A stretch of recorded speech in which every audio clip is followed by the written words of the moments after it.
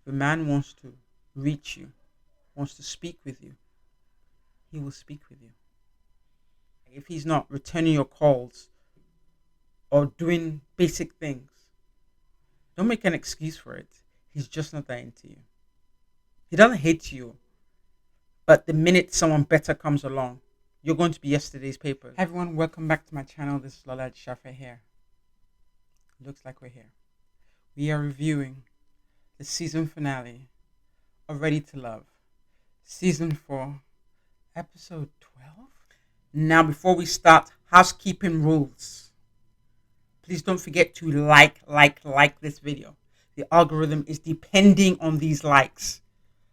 You get to see me with the likes. I get to see you with the likes. So please keep it up. Y'all have been doing great, and I appreciate it. Keep it going. Dropping the lines. I know the last video last week, y'all weren't feeling my little, objectiveness, just trying to measure both sides. I did not, put Shiloh on the stake and stab her. But that's okay. We fam.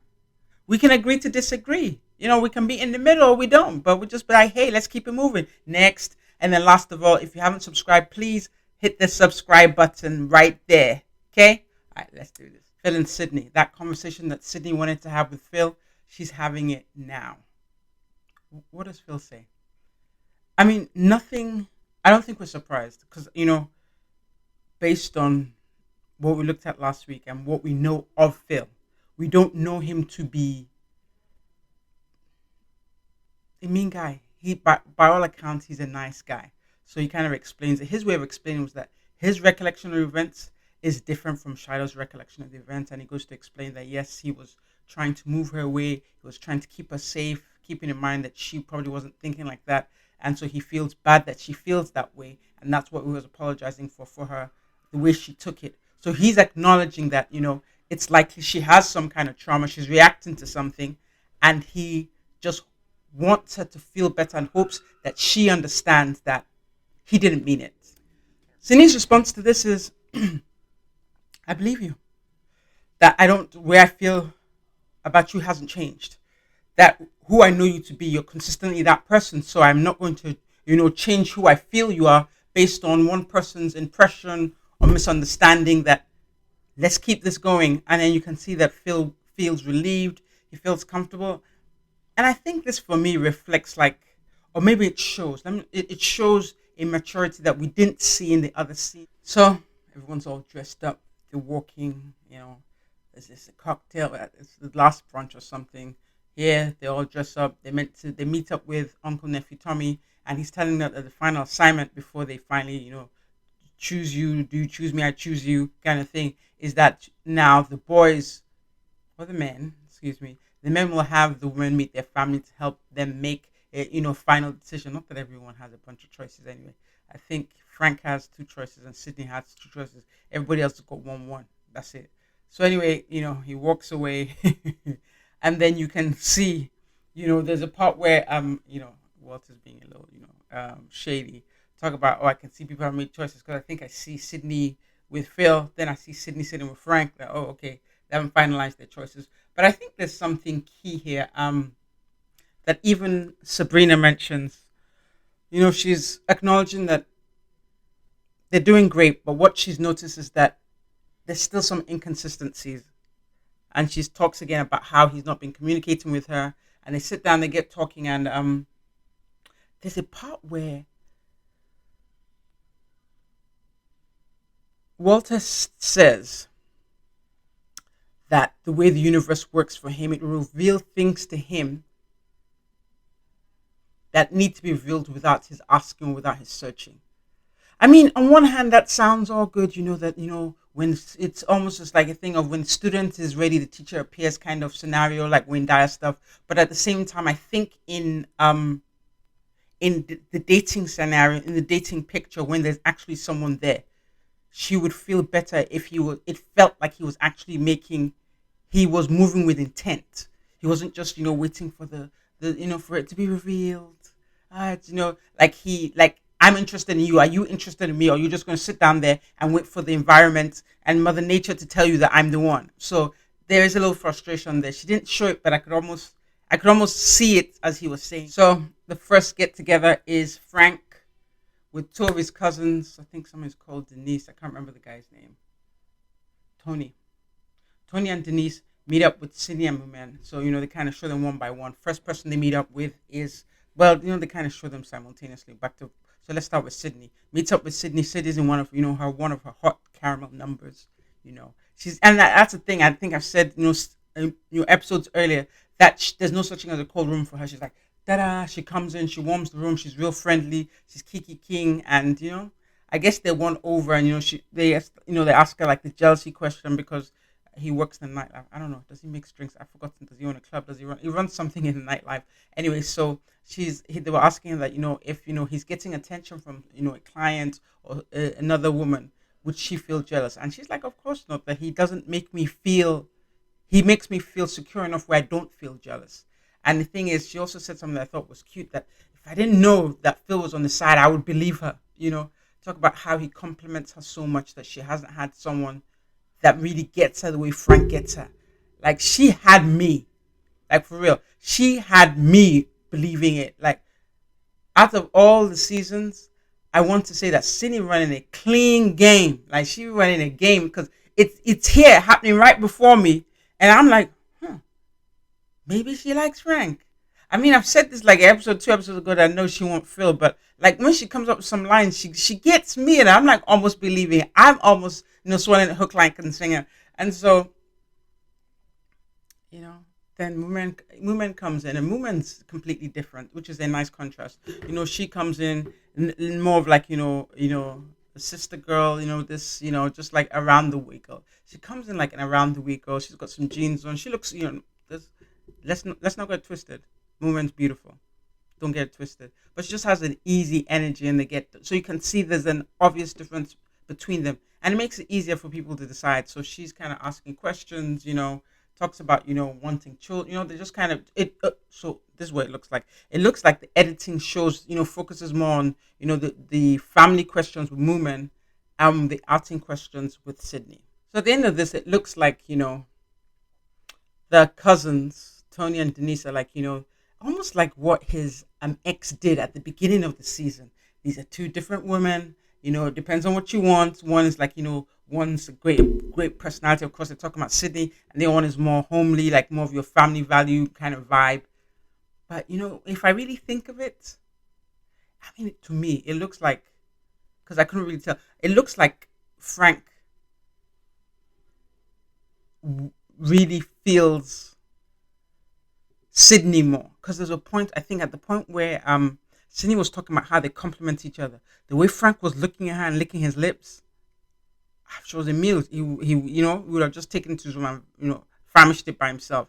Like I just get an energy that this guy prefers Sidney more. That's just that's what I'm getting. I prefer Sidney more, but he's smart enough to know, because they are very similar, that Sidney's interests are divided with Phil. And if he's someone who works in the nightlife, he's probably a betting guy, and probably can bet that this chick might be feeling this. I mean, although she's playing a good game, but he probably, I mean, if he's worth his beans, he know that Sidney's attentions are a little more towards Phil. So next couple is Walter.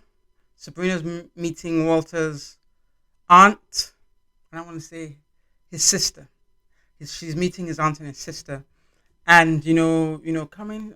Yeah, I like Sabrina, but it just seems more and more like she looks really excited. And they're at the end. They're like, yes, I'm right at the end. Like I think there's a part where she said, I can't believe we're finally at this point. So she gets to meet the family. She's really warm. She starts asking them questions. So I think there's a point where they ask. I think they asked Frank before she got there that where is she from, or where was she born or something. He said something about Virginia.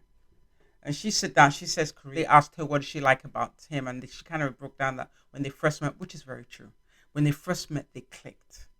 They just they cracked jokes towards the end of that night or that first opening. They opened up where they talked about taking care of their aging parents. I think he said they had told her about his mother dying in his arms. She told about the pressure of both of her parents, who are getting older. She's responsible for caring for them, and just her tearing up. First night, it's the first day, first night. So right then they had cracked jokes, but they'd also kind of opened up. So it was like they were really there is a bond there. So they acknowledge, there's a bond there since that time. They could laugh, but yet they could be very open with each other. I think the only thing that I've been consistently seeing and saying is that one of the big things, is that Walter wants children.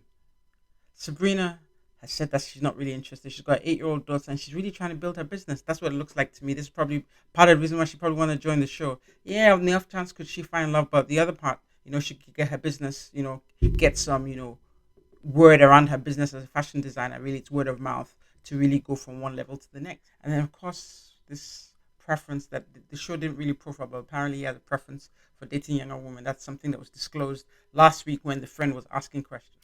Another thing they she Sabrina brought up, she was asking, does he have is he affectionate? I was like, why would she be asking them that? Then of course in her confessional to the side, she says, well, Walter hasn't been affectionate with me. And I was just like, these people are trying to break my heart. Like on one hand, I say that I acknowledge that they have chemistry. I acknowledge that I like them together. But I also acknowledge that they want different things. And if I remember correctly, y'all can tell me if I'm wrong. I don't want to say he's a man about town. I won't say he's for the streets, but he's for the he might be for the streets. And a man about town. After hey, how you doing, miss? It's a hug, it's a this, but if there's no like, so essentially what we're getting right now is that one, he doesn't even, she's his main person, or even when it was two of them, he wasn't keeping in contact, he wasn't returning messages, he wasn't calling. What's going on? And then more importantly, even when they're together, he's not affectionate. My people, that's the end. That's it. Like, why are we wasting time? Like, can we just skip to the end? Because that's not good. That's like rest in peace. Like if I had a little box now, I'll play music. I'll play in other seasons and other couples. There are rumors of people, getting like getting jiggy with it. She's saying he's not even affectionate. I really want to know more. Yeah, he could be old school, but come on now, not affectionate. Affectionate doesn't mean taking advantage. Affectionate doesn't mean going to bed with someone. Affectionate means holding their hand, moving their hair away, just physical touch. And if I remember correctly, I want to say the first episode, he had said one of his love languages was physical touch. Now, go check for me. But I want to say that's what I heard him say. So if that's one of his love languages, but he's not affectionate, I'm just going to leave that there. Let's keep this moving.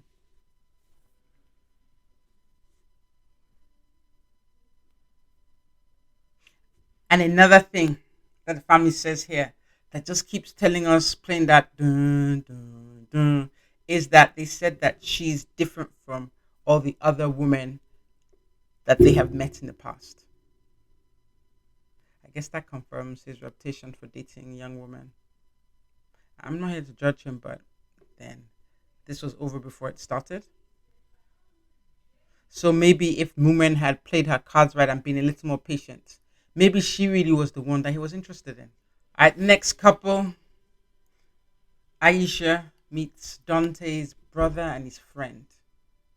Yeah, I think that's what it is. A good friend of his, or his cousin and his brother. She meets them at, I believe, I'm assuming this is Dante's house because he seemed really comfortable. But then again, it could be anything, so I'm not assuming anything. But anyway, Aisha comes gorgeous in that gorgeous green, great figure, and she knows how to clothe that figure. Like that green was gorgeous. Like my girl she's dressed nice. And if I think back now, she also has self confidence in herself. She does. She says, "I know I look good." She says something to that effect. I think if I remember from the first episode, she looks good. As long as she's not wearing those blonde Mary J. Blige wigs, she looks really nice. You can really see, like, yeah, like, yeah, yo, she looked nice. She looked good. So and you can see she and Dante have great chemistry. Like these are the sleepers.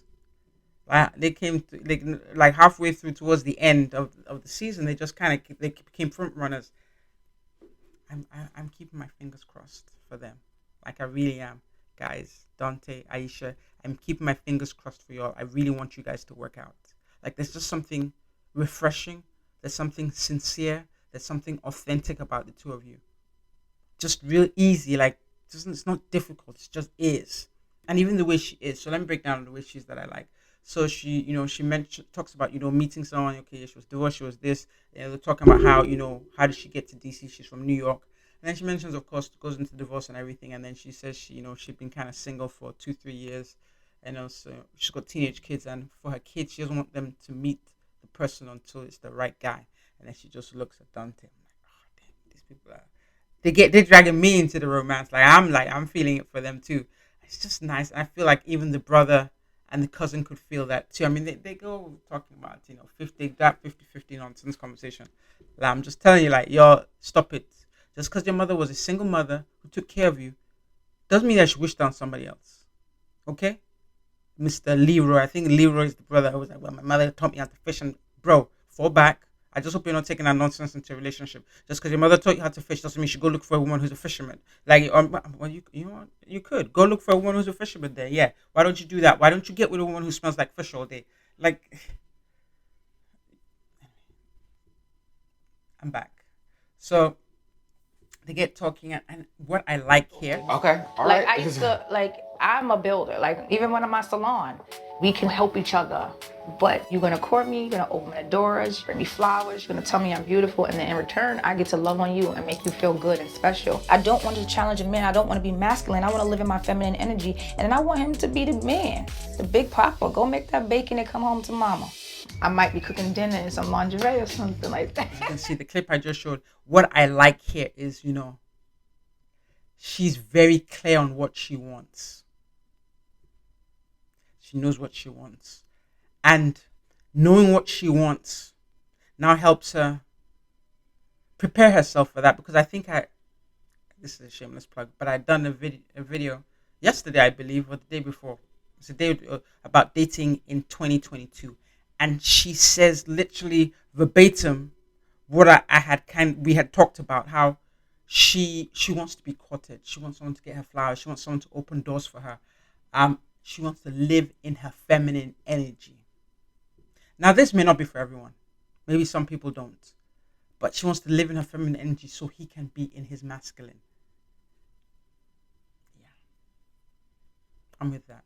Because once you know that's what you want, and I said too in that video that you can't ask of someone what you can't be for yourself.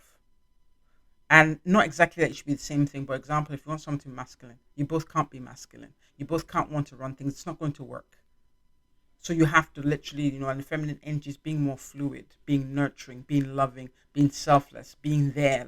And that's what she said. She's like, a woman can work if she wants to, but if in her mind, the way she believes it, the man is to provide her. She'll can settle a bill or two was her wording, but that he's the one that needs to go slay the horse or whatever, the cow, and bring it home, throw it over his shoulder and bring it home. Maybe not in those terms, but just to say that she wants him to be, in that zone where she can be more of what, she said, preparing the home and making the home a haven for him. She knows what she wants. I know I can't fault her for that. And I think experience and life and what she's been through has shown her that that's what she wants. Whereas some of the others may not be clear on what they want. They're just kind of, and that might be what's helping them because she's so clear. Because I feel like sometimes when a woman is really, and also Dante has a role to play in this too. He's been through a little bit, so he knows what he doesn't want. So I think the fact that both of them have been through it all, they have a second chance to get it right and get what they want. And like I said, my fingers crossed for them. I really want them to work out. I don't know. I feel really invested in this couple right now. So next scene we have, Phil. Sidney's meeting Phil's aunt and his sister.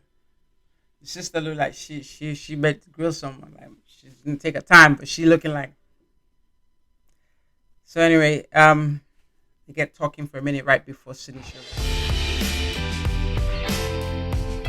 My oh my, Sidney coming in that number. You saw that number, right? That's another confirmation that Phil is her first choice. Like she came to kill. She didn't come to slay.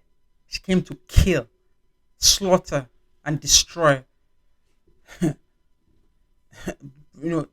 the whole village. Yeah, she came. She came with it. So anyway, she comes down she knows she's got the personality down. She gives them a hug. They get talking.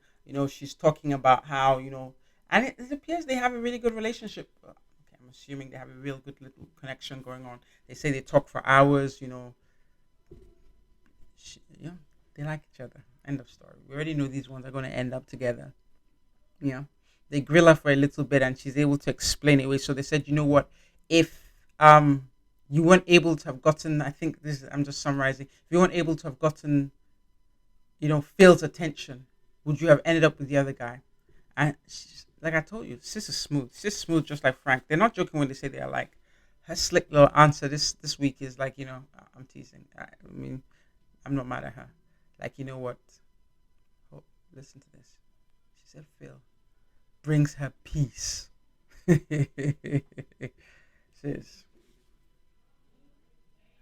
nice one. Nice one. That peace one's a serious one. That's a serious one. And just like that, we had the I choose you, you choose me meetups. This feels like I don't have the time to go back and look at the other season formats, but it seems we got here really quick. There was no deliberation about, who's coupled up. They were just like, I feel like they were just exhausted. It was one thing after another, one self elimination after another. The whole Phil and Shiloh fiasco. They want to make sure they protect Phil's name because we don't know what really may have transpired, and we don't want him coming out looking sky. Like the whole thing just left it with okay. If you okay, so for those of you who are not vegetarians, have you seen people skin a chicken? Like they dip the chicken in hot water and pluck the feathers. That's what really this last episode is like. Like we don't have any feathers left. We were just like couple feathers left and just skin. Like yeah, all the feathers gone. Like all like if you talk about meal, the meat and potatoes gone. You only have the Brussels sprouts left. Like yeah, like this. There's not a lot of body in this. I literally can predict and tell you, but we're gonna go along and do what really transpired just by looking how everything played out. So first meetup, let's not split up where they split up. Walter meets up, they color coordinated. He's in this nice, lovely, peach suit. She also, she's dressed. I don't know, like yeah, y'all probably tell me it's not peach. You can tell me it's one other color, but that's okay. I'm gonna say peach for now, so I'm not here stammering. And so they meet up, and I think first mistake he made, he called her a princess. She said, "Nah, my G, I'm a queen." Yikes! Does this does this speak for the young woman he's been chasing? I don't know. It went from bad to worse. So Walter starts with we've known each other. We long and short he's like we like each other. Let's see where this goes. We know what's up. Let's see. It was very. I don't want to say it was robotic, but it's almost like this song by this group, like, we're getting older, so let's just get married. Not I like you, let's get married. I think I can't live without you, let's get married. Just that we're getting older, so let's just get married. I can't remember the name of the group. It's a boy band. Jagged Edge. So yeah, that's what his proposition sounded like. Like, look, we're both kind of like we just ended up together, so let's see where this goes. Second mistake. That's what it sounded like. Or maybe I'm just picking hairs, but that's what it sounded like. Next thing, that goes in, then finally Sabrina, she's like, yeah, throughout this whole process, I've had weeks of inconsistency with you. Like, Jesus. Is she going to jabber this guy right here? Like, is she going to dump him? Like, is she going to, I choose me, like last season. Like, yeah. I feel like Kara started trend because before that, people would be pairing up. They weren't just leaving. But the way Kara chose herself last year or the last season, look like, is this what Sabrina trying to do? She trying to choose me? I say, okay, let's keep this going. Let's keep this rolling. Let's see what happens. Okay, weeks of inconsistency. Okay. At this point, I'm even feeling for him. I'm like, if you don't want me, just say no. Don't give me a monologue. Like I have to hang on to every word. I listen to what you're telling me because I'm not listening. And I don't know if he's like me, but it's like, if I'm just waiting for an answer, I can't hear all the stuff you said in between what you started and then what you said at the end. So just hit me with the no or the yes, and then give me the filler in because I wouldn't have heard a word you said. Like whoop whoop whoop whoop whoop. So anyway, she goes and this is what she said. I thought was key. That finally told her. She said, you've always been my number one, but you've made me feel like number two. Ouch, I felt that.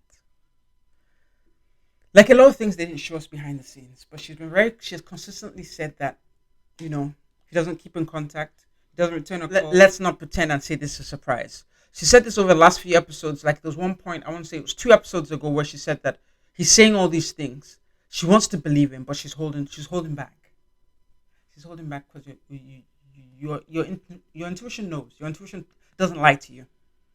Even when she had her cousin, I believe, meet him, like she was like, so do you see? So do you see? Like at that time, it seemed like she was almost wanting to feed the cousin bad information, but she wanted the cousin to validate or confirm what she was already feeling, that something wasn't right. So this is let's not. I'm not going to pretend and say it's a surprise. It's not, because we saw this coming. She's been looking. It at the time it looked like she was looking for a problem, or making a mountain out of a molehill, but looking for a problem where there wasn't. But it really was her second sense just telling her that, yo, it's not right. Something's not right. Like, don't just end up together because, like, we ain't kids. Don't end up together just to end up together to finish the show. Because let's not waste each other's time either. So I'm not going to lie and say that was a surprise. So here we go. So, she saunters off with her flowers, and homie just has to go hold the railing for a second because he acting like he's surprised. Like, I wonder why he's surprised. Like, he can't be, because he wasn't invested. If he wasn't, like, okay, so this is what I feel, and I think I've said this a million times. If a man wants to reach you, wants to speak with you, he will speak with you. It's just as simple as that. That's where that movie came from. I can't remember the name of who the actors were and where he's just not that into you.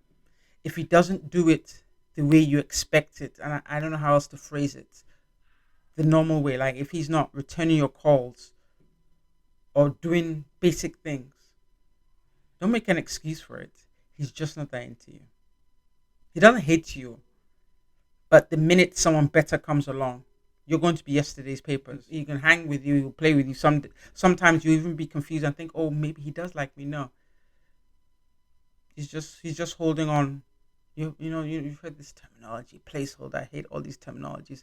Pick me share, high value, placeholder. I hate them. I hate it. But okay, I'm going to use that term right now. Like, you're just a placeholder.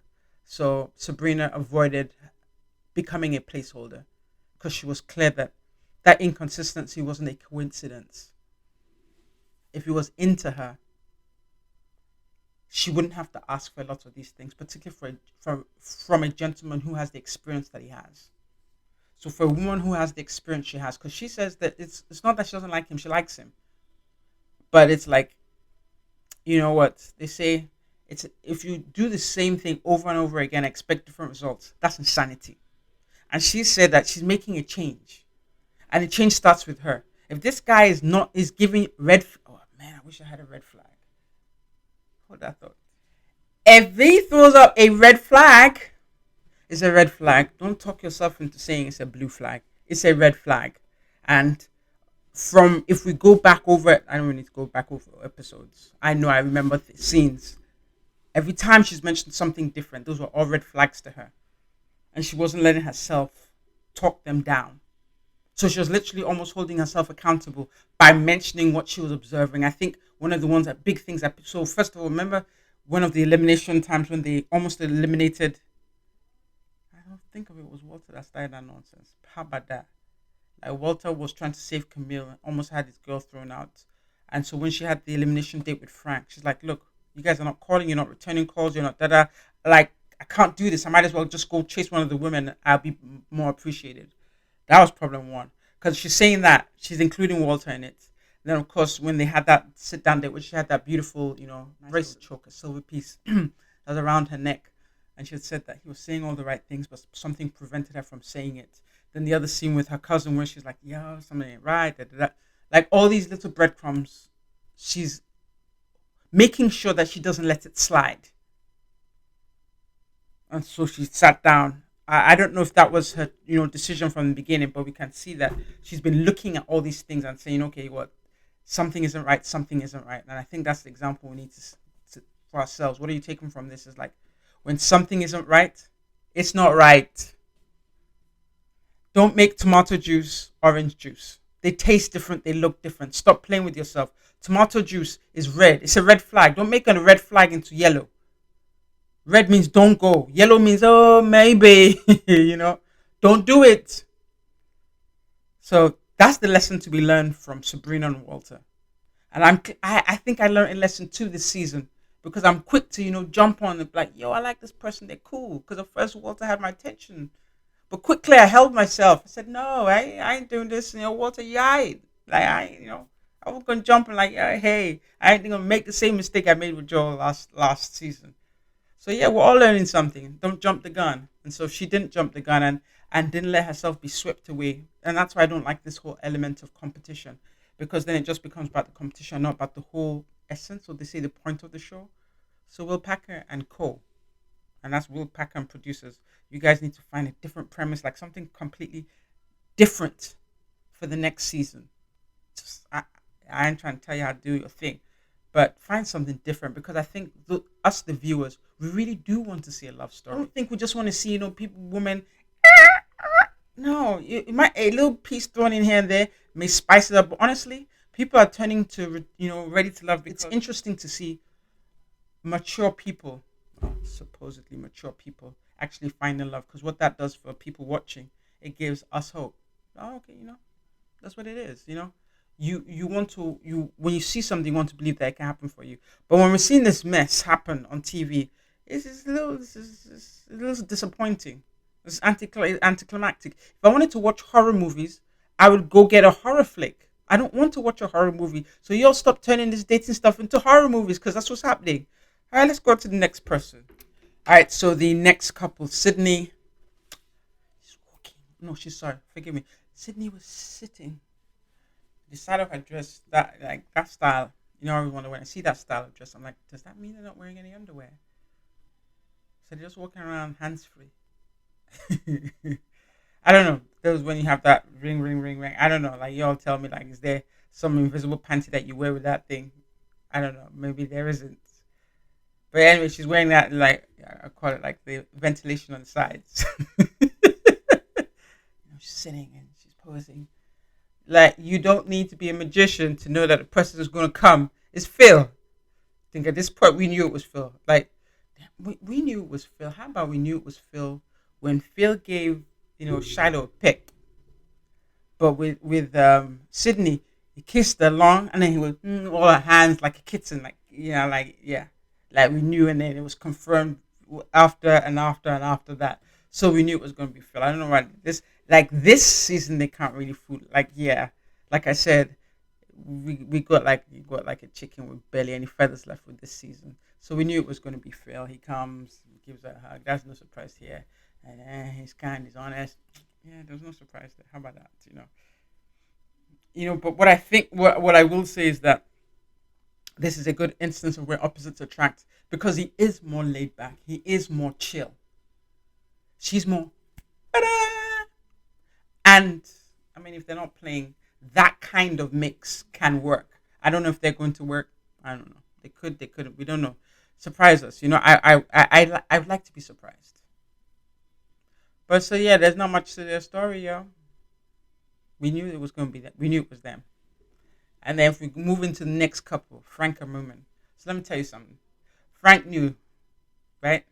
Frank understands that woman, like, and that was one thing that they both consistently said, that they both said that they were similar, and on separate occasions they've said this.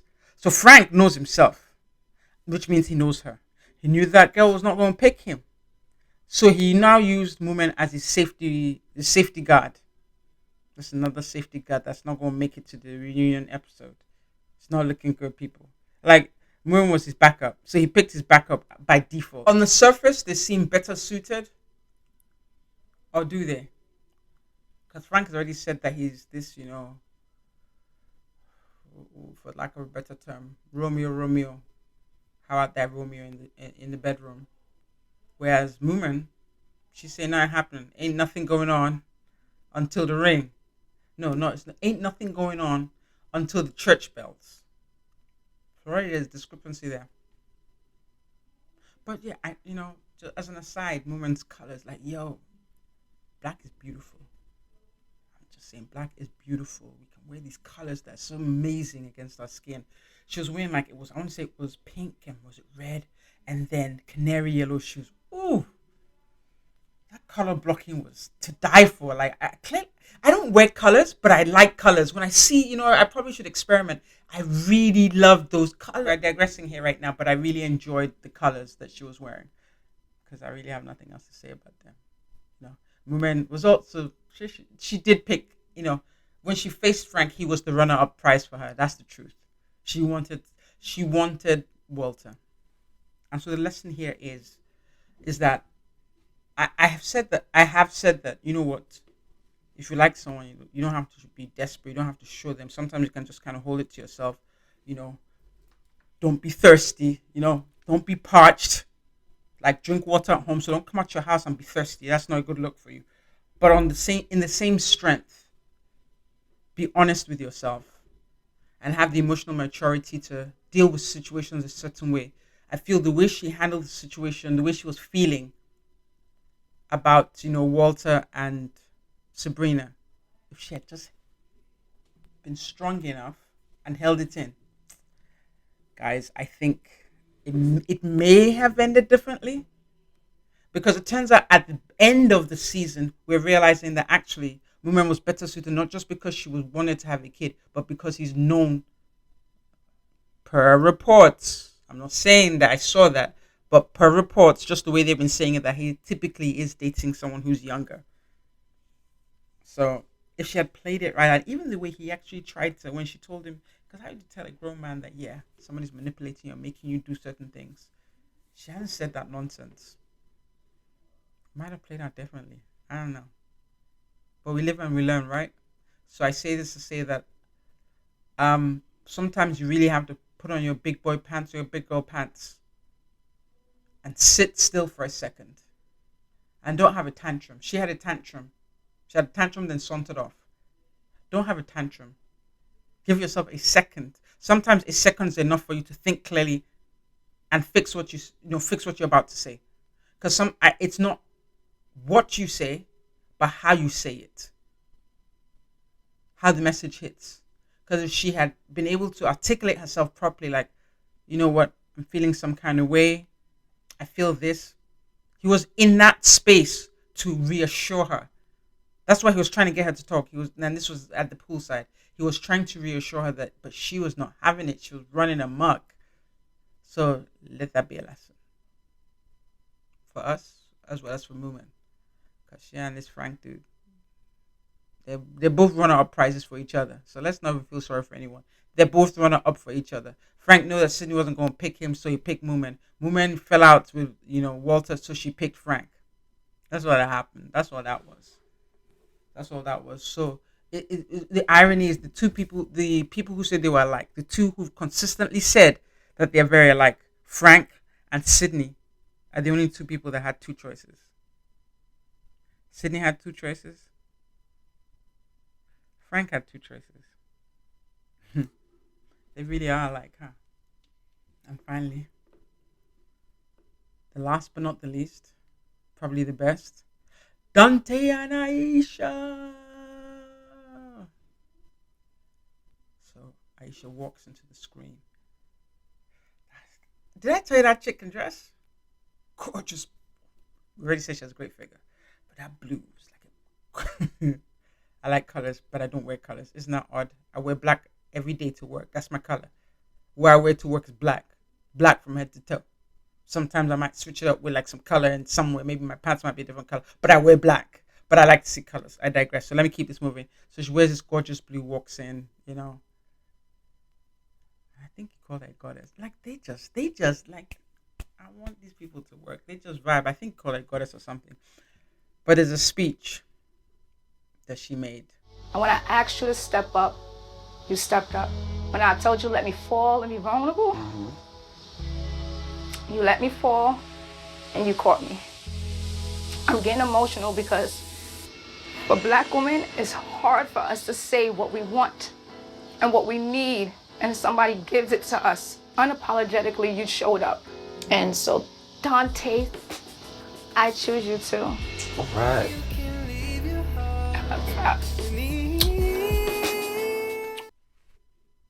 and just everything she said, like she spoke for all of us. She spoke for all of us, and she spoke to all of us. And that was the finale that we'd want to see, which is why everyone's going to be pulling for those two, pulling for that woman and pulling for that guy. Because when she said, well, she didn't say that. I'm summarizing in my own words, like show improve. Like I think that's the term. Though, like show improve. That means do better. He did that, and there's a part where she says, "Promise me you got me." He's like, "I got you." Ooh. You just want to lean back. I'm like, yes, yes. He comes up with an honor, an honorism. Anu likes to throw these. Anu, what's up? He likes to throw these game things. Talks about some, 3-pointer shots at the last minute of the game, something like that. Like I don't know, like whatever, some basketball terminology. But really, it was a scanty episode. But this last scene, I loved. And so it's like, what are we to take away from? I've kind of talked about what it is across the episode. So, guys, this has come to the end of the episode. And I just want to say, don't forget to like this video. Okay? Like the video. Tell me your opinion. This is a forum for us to go back and forth. Like I said, we don't have to agree, but we respect each other, and we keep talking. And we'll grow from it. That's the whole point of me right here in this little box that you're watching, is use pop culture to apply real life lessons. That's what it's all about. That's why I'm doing it, because it's just easier to talk about this way. And then last of all, if you haven't subscribed, hit the subscribe button. And if you have subscribed, thank you very much. This is LolaAjisafe over and out. See you guys at the first reunion.